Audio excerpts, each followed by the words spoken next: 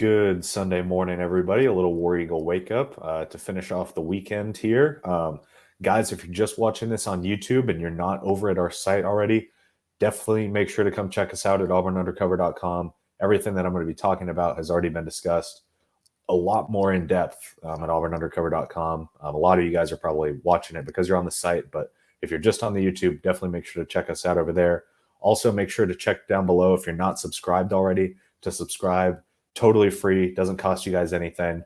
I think we're closing in on 6,700 subs, and then obviously making the push for 7,000. So if you could subscribe, we would definitely appreciate it, and like the video as well if you enjoy it. But wanted to hop on and recap Saturday a little bit, or a commitment, I should say, that Auburn picked up on Saturday in Steven Sins, the former Liberty edge rusher.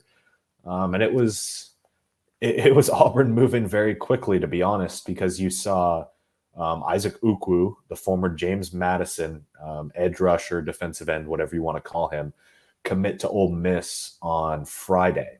And he visited Auburn very early on in the portal process. Shortly after he entered the portal, he visited Auburn.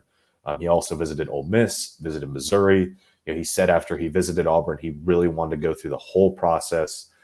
He only had 1 year left. He was going into his seventh year, and he wanted to make sure that he picked the right school, that it was the right fit, the right opportunity, and the place where he could maximize his playing time. And he ultimately decides that that's at Ole Miss. And Auburn acts quickly to get a replacement, in a sense, a plan B, and a name that's very familiar for a lot of this coaching staff in Steven Sins. And so he visits on campus on Friday, or he arrives on campus on Friday, leaves Saturday. He commits to the staff, announces his commitment shortly after departing the Plains. And so obviously this is a guy who he's been at Liberty for 3 years now. He's actually the Flames' fifth highest commit ever in the 24/7 sports rankings. I believe he was a 3-star, but I don't remember that exactly.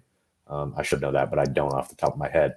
Anyways, point being, very familiar with Hugh Freeze, with Jeremy Garrett, with Josh Aldridge, the main one being Josh Aldridge, who modeled the Liberty defense kind of after what Ron Roberts does. And so Auburn is bringing in Steven Sins to play the jack linebacker position, which is pretty much exactly what he played last year. Auburn, I wouldn't necessarily call Steven Sins a starter. He's not going to be the highest impact player of all the guys that Auburn has brought in so far through the portal, but he's definitely an important one, and he's a guy that Auburn needed at that position. I mean, you brought in Jalen McLeod as kind of your speed rusher.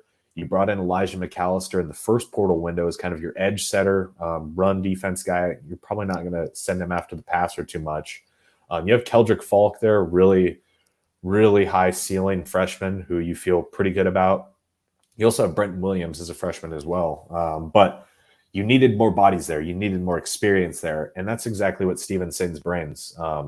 He's been at Liberty and playing pretty consistently for the past 3 years. He racked up 48 tackles, 9.5 tackles for loss, and 7 sacks in his career over the past 3 seasons. So not crazy numbers, but they're serviceable. The player that people have kind of been comparing him to would be Marcus Bragg last year, who came in from Western Kentucky. Now, the difference is Marcus Bragg came in like right before fall camp started, and he was not familiar with the system, but he was kind of that depth guy at the edge position, and then ended up paying huge dividends when Eku Leota went down, and all of a sudden Derek Hall was left kind of on an island, and Marcus Bragg had to step up and help him out. So that was definitely a quality pickup, and I think you could expect kind of a similar role for Steven Sins, where he's not your every down guy. He's not a stud pass rusher, but he'll make an impact. He'll rack up some tackles for loss. He'll get a sack here and there. He'll absolutely make an impact. And I think the biggest thing is just his familiarity with the scheme. These transfers, they'll be able to go through summer player-led captain practices and fall camp, and that's it. So for some of these transfers, it's going to be a tough transition process where they're trying to pick up the playbook, trying to pick things up.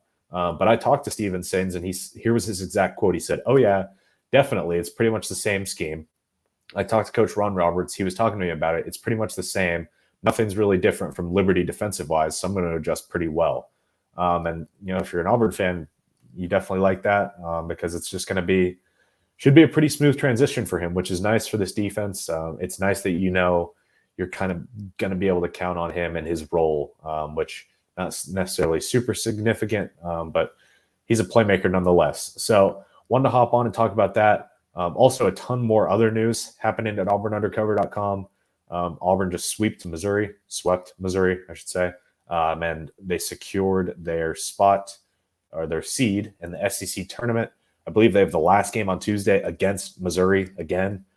As I'm recording this, Auburn softball is playing its second game after losing its opener against Clemson.